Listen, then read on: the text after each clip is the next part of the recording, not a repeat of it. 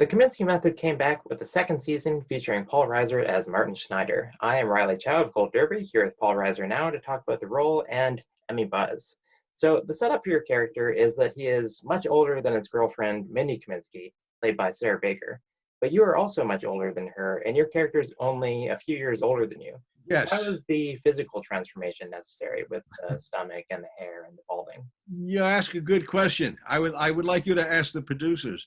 You know what? I think it was not a matter of I was already plenty old enough to be um, the old guy for Sarah Baker's character, but I think they wanted to make me look closer to Michael Douglas. Michael's about 10 years older than I am, and they wanted to close that gap a bit.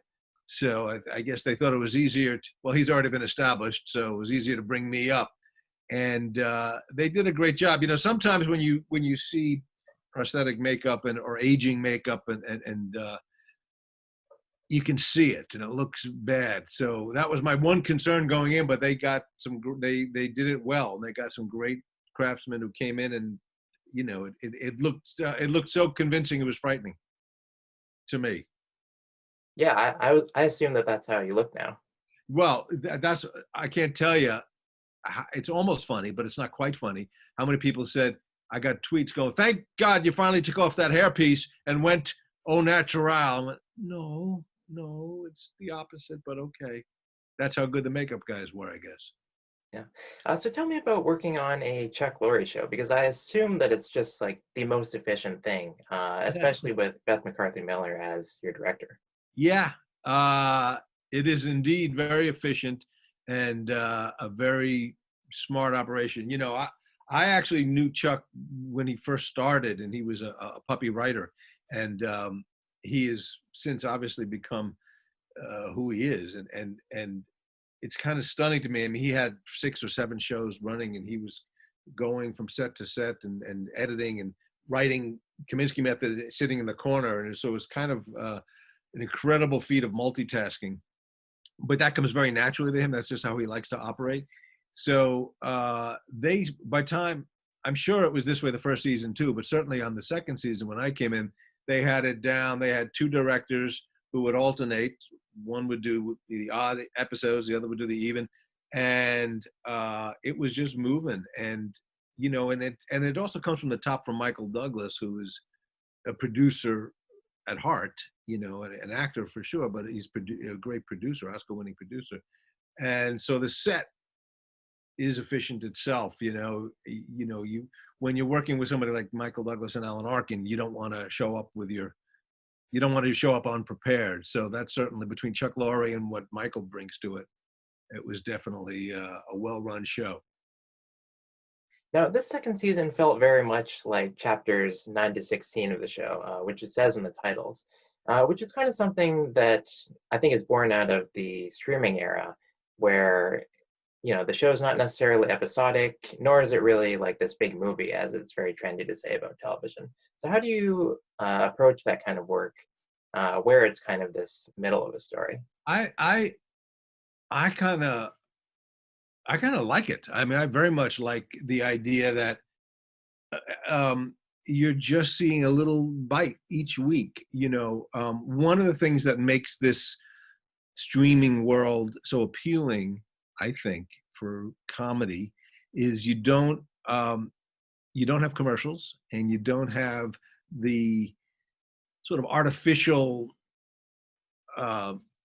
lampposts that you traditionally have, where it's 3 acts and you're gonna have an act break, so you have to write to an act break, or come back next week, or you don't have to quite wrap it up because you're not going to take a week off. Most people are going to sit there and wait 13 seconds and watch the next episode.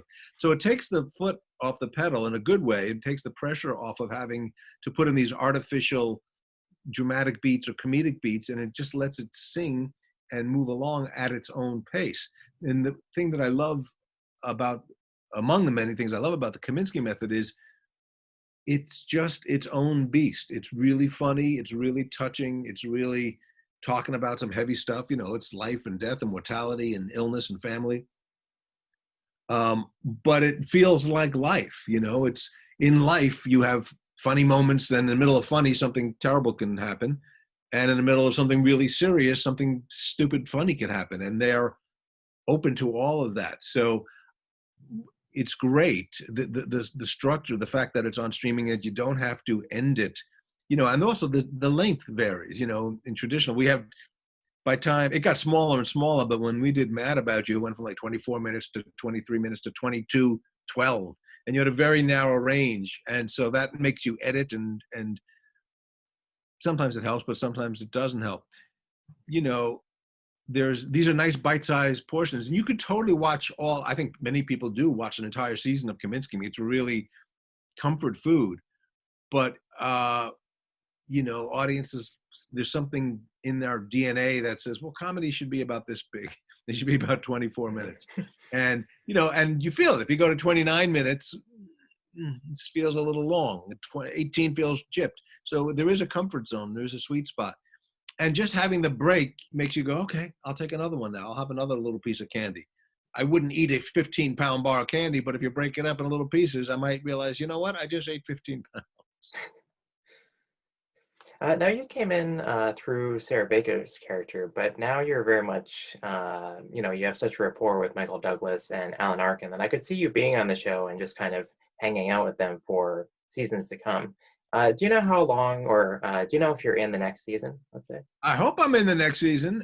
If they're doing the next season, I would like to think I'll be in it. They should know soon. I would hope they would, and I would imagine they would. It was the audience. It's an interesting show. It's not like Stranger Things, which flew out of the box and it was like mega hit. Kominsky Method has this slow build, and I thought it had a much more limited appeal than it does. I thought, well, this is going to be for people 50 and older, and that is probably the core audience. But there's a big, substantial part of the audience that's. I was pleasantly surprised to find that the show appeals to a wider audience than I would have guessed. It's not only senior citizens and ARP subscribers. Look it up, you'll find out what ARP is. Yes. What have you heard about season 3? I have not heard anything. I'm sitting by my phone. I have not heard. It's one of the other realities of the streaming world is that the networks don't necessarily have the long view of, we want 7 years of this show. It's a lot in the same way that the audiences consume shows, they seem to want new. And so often it's like, we want the next new exciting thing to bring you into the Netflix world or the Amazon world or the Hulu world. So there are different considerations. It's not the old criteria of, well, if we did 6 years, we can syndicate and make the big syndication money. That paradigm is going away. So just because the show is good and the audience is growing doesn't always mean that the network will decide to pick it up. So this part came about because you wrote an email to Chuck Lorre about how much you enjoyed the first season. So I'm wondering who else, as a celebrity or veteran of the industry, who else are you writing emails to about how much you love their shows? You know what? It's an interesting question. One of the nice things is that if you're known a little bit, people will take your call or respond to you. On the other hand, you want to be careful to not overstep. So I've written to people, just to tell them how much I love their work. And it was Father's Day, and we just watched one of my favorite movies is a Richard Curtis movie called About Time. And it wasn't one of his most successful, I don't think, but it's just beautiful. And he said it's the last movie he's going to direct, just because he wants to channel his energies elsewhere. But it's a beautiful, beautiful, deep, beautifully done movie. At the core is this father-son story. And so I felt I had to write him.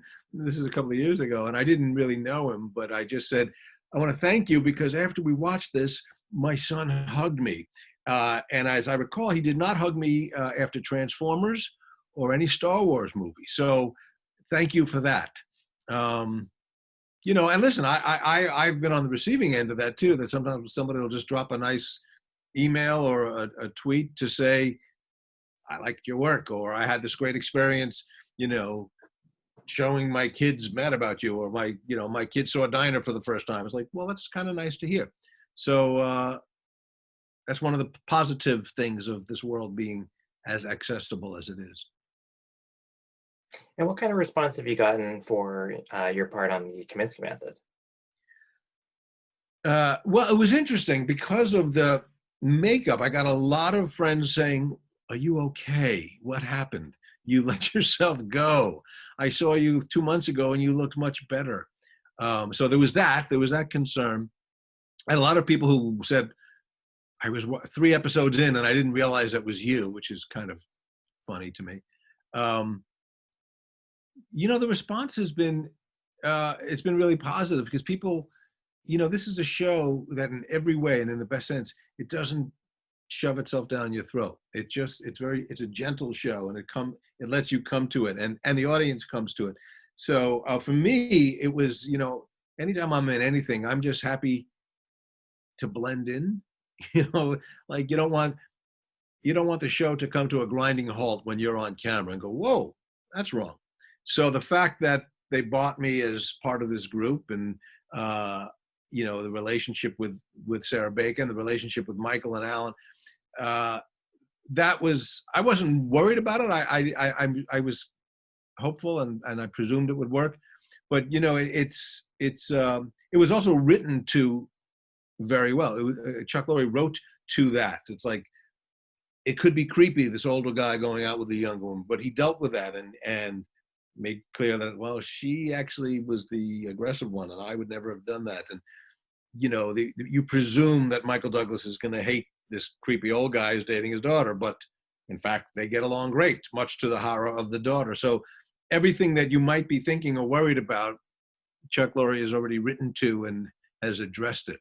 So that also is part of the comfort factor of the show, is like, oh, they're not unaware of the pitfalls here. They're addressing them. So for the Kominsky Method, you've already been nominated at the Screen Actors Guild Awards in the Best Comedy Ensemble category. And that's your 8th SAG nomination. You've also been nominated for 10 Emmys. Is that I'm right? surprised to learn that you actually hadn't won one yet. So what's going on there? When are you going to win one of these awards? This is the first time I'm hearing this, Riley. I thought I had won several. But thank God we've spoken. Yeah, no, I never. I'm sort of award averse. Apparently, I've never won. I don't know. It's not a big thing that I think about. So it was really funny to me. We were on a bit of a roll in the original Mad About You, and so it was sort of every year we were lucky enough to be nominated as a show and as lead actress and lead actor, and it was really cool. And then so, it was, when the show was over, it's something I never really thought about again. And when they started talking about Kominsky Method, I went, Emmy, that's absurd. Because to me, the joy of it was just to be on it, frankly, to be on it and to play with these people. So when somebody starts saying, oh, we actually are singling out your work, that's icing on top of the cherry, on top of the cake. Okay, so what if you were nominated this time for supporting actor? Do you know what And I don't win? Oh, it is going to be some hell to pay. I would say either don't nominate me, and don't get me all excited, or just give it to me and let's be done. And maybe, by the way, we may not have award shows because of the pandemic. So maybe that'll be gentler. We're just going to send you a little certificate in the mail you can show your kids, and then you don't have to get a tuxedo and do the whole thing. Well, you just need a tuxedo from the top half for these shows anyway. You're saving money. Just not even the whole jacket, just from nipples up. Yeah. Nipples Up. That must have been a movie in the 80s. Wasn't that Nipples Up? Wasn't that I think a Judge Reinhold movie? No. All right, I'll look it up. What Judge about Reinhold. if you were nominated? Do you know what episode you would submit from the Kominsky Method season 2 for consideration that you would consider your? Oh, is that what happens? I forgot. Yes, yeah. I Yes. just say we like you. You got to tell them. Look at this. I will let them pick. I don't know. How does that work? Do you have one in mind? What do you got? Oh, I'm not sure. I'd have to revisit the season. You would. You'd have to revisit. But you have watched the whole season, haven't you? Oh yeah. I believe you. You're a guy. You're not a guy who's gonna like not do his homework. You seem like the guy who would do his homework. Well, there was one episode. He wrote a beautiful scene. Chuck Lorre wrote this beautiful scene um, where I get sort of snookered into. I went to a class of Michael Douglas's character, his acting class, and I was just sort of watching and being a little bit of a pest and asking too many questions. And he had me come up and talk, and the talk sort of spilled into this self-evaluation, self-exploration, which is happens a lot in acting class. I remember in the day, acting class, it's a very vulnerable, sharing kind of groupy therapy-ish feeling often. And so he wrote this beautiful scene, which was all really about a surprise, where I was just sort of going up because he told me to, and by sort of prodding me into opening up, a lot of things came up that surprised me, the character.